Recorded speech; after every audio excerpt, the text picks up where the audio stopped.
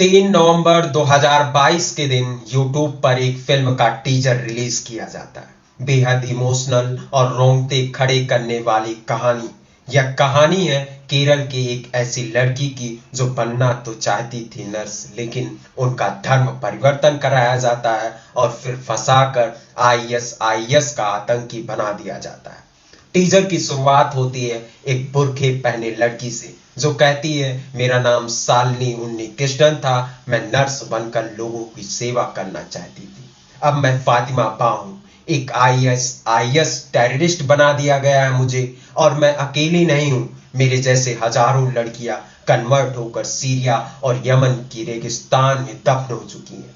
एक नॉर्मल लड़की को एक खतरनाक टेररिस्ट बनाने का सबसे डेंजरस खेल चल रहा है केरला में, और वह भी खुलेआम। क्या कोई नहीं रोकेगा इसे? यह है मेरी कहानी, यह है उन 32,000 लड़कियों की कहानी, यह है जो सीरिया और यमन के रेगिस्तान में दफन हो चुकी हैं, उनकी कहानी। इसके बाद 26 अप्रैल 2023 के दिन द केरला स्टोरी का ट्रेलर रिलीज किया जाता है। इस ट्रेलर में भी शालिनी उन्नीकृष्णन को दिखाया जाता है कि कैसे एक हिंदू लड़की को मुस्लिम बनाया जाता है, कैसे एक मौलवी कहता है उन्हें करीब लाओ, खानदान से दूर करो, जिसमें रिश्ता बनाओ, जरूरत पड़े तो उन्हें प्रेग्नेंट भी करो, और जल्द से जल्द अगले मिशन के लिए हमें हैंड ओवर करो। कहानी है एक बॉलीवुड फिल्म की, यह कहानी है द केरला स्टोरी की, जिसके बाद भारत के केरला राज्य को लेकर एक ऐसी तस्वीर उमड़ती है कि क्या कोई वाकई केरला की 32,000 क्रिश्चियन लड़कियां और हिंदू लड़कियों को इस्लाम में कन्वर्ट कराया गया है? क्या वाकई में यह फिल्म सच्चे आंकड़ों पर आधारित है, जैसे कि यह फिल्म दावा करती है? आखिरकार वो 3 लड़कियां कौन हैं जिनके आधार पर द केरला स्टोरी की कहानी को सच्चा बताया जा रहा है? आखिर सच क्या है? इस फिल्म में किए गए दावों की सच्चाई क्या है? आज के वीडियो में हम जानेंगे। नमस्कार, मैं सिद्धांत पांडे। अगर इस फिल्म की कहानी की बात करें तो कुल मिलाकर इस कहानी में 4 टॉपिक्स हैं। पहला लव जिहाद, दूसरा कन्वर्जन यानी धर्मांतरण, तीसरा मुस्लिम और इस्लाम, और चौथा केरल राज्य। अगर एक लाइन में इस फिल्म की कहानी को समेटें तो मोटा माटी फिल्म दावा करती है कि केरल राज्य में करीब 32,000 हिंदू और क्रिश्चियन लड़कियों को लव जिहाद करके कन्वर्ट करके आईएस का आतंकी बनाने का घिनौना काम चल रहा है। यानी केरल इस्लामिक आतंक और आईएस का हब बन चुका है। लेकिन जब फिल्म के डायरेक्टर सुदीप्तो सेन से पूछा जाता है कि जो बात आप कह रहे हैं कि ये रिपोर्ट्स पर आधारित है, तो रिपोर्ट्स कौन सी हैं, इसके बाद जो जवाब आता है फिर दूसरी ही तस्वीर सामने आ जाती है। सबसे पहले जानते हैं कि आखिर किन रिपोर्ट्स और आंकड़ों के आधार पर केरला फिल्म के डायरेक्टर इन 32,000 लड़कियों के आईएस आतंकी बनने की बात कह रहे हैं। इससे पहले केरला फिल्म के डायरेक्टर सुदीप्तो सेन के एक इंटरव्यू को टटोलने की कोशिश की, जो कि द फेस्टिवल ऑफ भारत के यूट्यूब चैनल पर मौजूद है। इस इंटरव्यू में सुदीप्तो सेन कहते हैं कि साल 2010 में केरला की सीएम उमान चंडी ने केरला विधानसभा में एक रिपोर्ट रखी। वह इस तथ्य से इनकार नहीं कर सकते, लेकिन उन्होंने मेरे कैमरे पर आने से मना कर दिया कि ऐसी कोई चीज हुई है। लेकिन मेरे पास डॉक्यूमेंट्स हैं कि साल 2010 में केरला के सीएम उमान चंडी ने एक केस प्रेजेंट किया कि केरल में हर साल करीब 2800 से लेकर 3200 लड़कियां इस्लाम में कन्वर्ट की गई। अब इन आंकड़ों को 10 साल के लिए कैलकुलेट करें तो इन आंकड़ों का 10 साल में यह आंकड़ा निकलता है 32,000 से लेकर 33,000 पहुंच जाता है। केरला स्टोरी के डायरेक्टर द्वारा किए गए इन दावों की सच्चाई को लेकर फैक्ट चेक वेबसाइट ने ऑल्ट न्यूज ने एक बड़ी शानदार रिपोर्ट सामने रखी है। ऑल्ट न्यूज ने डायरेक्टर सुदीप्तो सेन से पूछा कि इन आंकड़ों की सच्चाई क्या है जो आप टीजर में किए गए। इस पर सुदीप सेन ने कहा कि मेरे आंकड़े नहीं है, यह टाइम्स ऑफ इंडिया न्यूज के खबर का हिस्सा है। एक चीज जो मैं कह सकता हूं कि यह आंकड़े केरला के सीएम ओमान चांडी ने केरला राज्य की विधानसभा में रखे थे और यह मेरे आंकड़े नहीं है, मेरे पास तो इन सब के डॉक्यूमेंट्स हैं।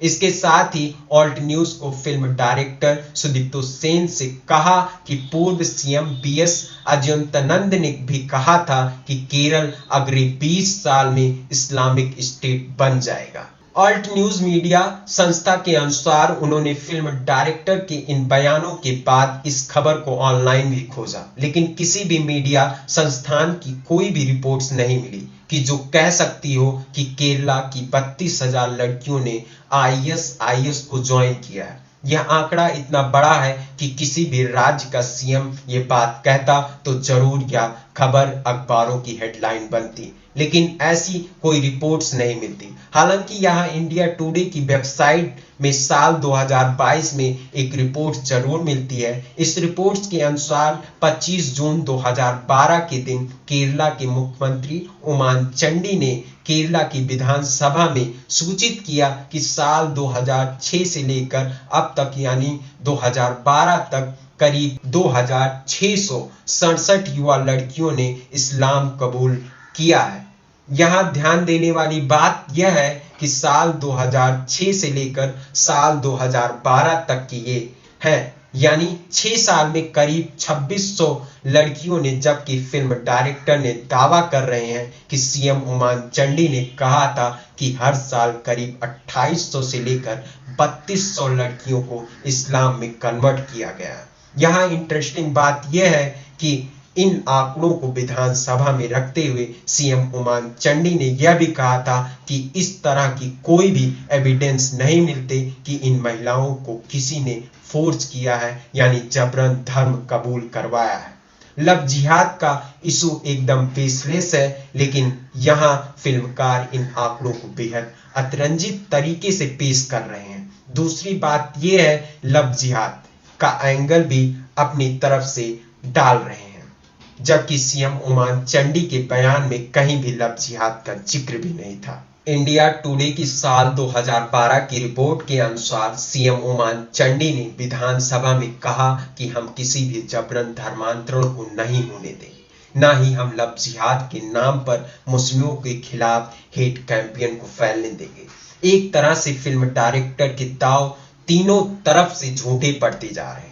एक ये कि हर साल 2800 से लेकर 3200 लड़कियों को इस्लाम में कन्वर्ट कराया जा रहा है। दूसरा झूठ कि ये धर्मांतरण और लव जिहाद का मामला है, यानी जबरन कन्वर्ट कराया जा रहा है। तीसरा कि इन्हें आईएसआईएस में भर्ती किया जा रहा है। फिल्म द केरला स्टोरी की सच्चाई इन आंकड़ों से थोड़ी सी खुलती है। आगे के आंकड़े यह भी साबित करते हैं कि कैसे द केरला स्टोरी न केवल एक झूठ है बल्कि इसके अंदर एक कम्युनल नैरेटिव भी है जो एक धर्म को टारगेट करते हुए चलाया जा रहा है। एक वक्त इसी तरह के प्रोपेगेंडा अमेरिका में ब्लैक कम्युनिटी के खिलाफ चलाए जा रहे थे कि ब्लैक लोग व्हाइट अंग्रेज की महिलाओं को अपनी ओर आकर्षित कर रहे हैं। हालांकि इन चीजों में सच्चाई ना के बराबर होती है। ऐसी चीजें नस्लवाद के दुष्प्रचार के हिस्से होते हैं, जिसके बुनियाद में एक दो उदाहरण होते हैं जिन्हें उठाकर एक पूरी कम्युनिटी के खिलाफ प्रयोग किया जाता है। दरअसल प्रचार तंत्र ऐसे ही काम करता है, ऐसे ही नैरेटिव बनाए जाते हैं। सिर्फ एक धर्म के अपराधियों के नाम को इतनी बार उछाला जाए कि आपके दिमाग में एक दिन ये जरूर आए कि अगर पूरा नहीं तो इसमें से कुछ ना कुछ तो सच्चाई होगी। यही बात हिटलर का प्रचार मंत्री कहता था, जिसने हिटलर के समय जर्मनी के अल्पसंख्यक यहूदियों के खिलाफ दुष्प्रचार फैलाया था, जिसके बाद लाखों निर्दोष यहूदियों को मार दिया गया। हिटलर के प्रचार मंत्री ने कहा था कि अगर बार बार किसी चीज को रिपीट किया जाए, सही तरह से लोगों के दिमाग से खेला जाए, तो लोगों को यह समझना मुश्किल नहीं होगा कि एक स्क्वायर असल में एक सर्कल है। झूठ को बड़ा बनाओ, उसे आसान बनाओ और दोहराते जाओ, अंत में लोग उस पर विश्वास कर लेंगे। यही कहानी द केरला स्टोरी की है। द केरला स्टोरी को दांव की बात करते तो कोई भी ऐसी खबर नहीं मिलती जो केरला स्टोरी के दांव को सही बताती हो। कोई खबर नहीं मिलती जो केरला के सीएम ओमान चांडी के बारे में जो कहती हो कि उन्होंने कहा कि हर साल 2800 से लेकर 3200 लड़कियों को हर साल कन्वर्ट किया जा रहा है। जब ऑल्ट न्यूज वेबसाइट ने केरला स्टोरी के डायरेक्टर से पूछा कि क्या वो टाइम्स ऑफ इंडिया की उस रिपोर्ट को शेयर कर सकते हैं क्या, जिसके आधार पर वो 32,000 लड़कियों के द्वारा आईएसआईएस ज्वाइन करने का दावा कर रहे हैं, या ऐसी कोई दूसरा डॉक्यूमेंट्स हो उसे दिखा दे। लेकिन डायरेक्टर सुदीप्तो सेन ने इस डॉक्यूमेंट्स के लिंक को शेयर करने से मना कर दिया और कहते हैं कि एक बार फिल्म को रिलीज हो जाने दीजिए, उसके बाद दे दूंगा। हालांकि गूगल पर सर्च करने पर टाइम्स ऑफ इंडिया की कोई भी ऐसी रिपोर्ट नहीं मिलती जो डायरेक्टर सुदीप्तो सेन के इन आंकड़ों की पुष्टि करती हो। सवाल यह है कि अगर सुदीप्तो सेन के पास कोई आधार या कोई आंकड़े नहीं है, फिर सच्चे आंकड़े क्या हैं, इसको हम पार्ट 2 में जानेंगे और उन 3 लड़कियों की कहानी भी आपको सुनाएंगे जो द केरला स्टोरी में शामिल है।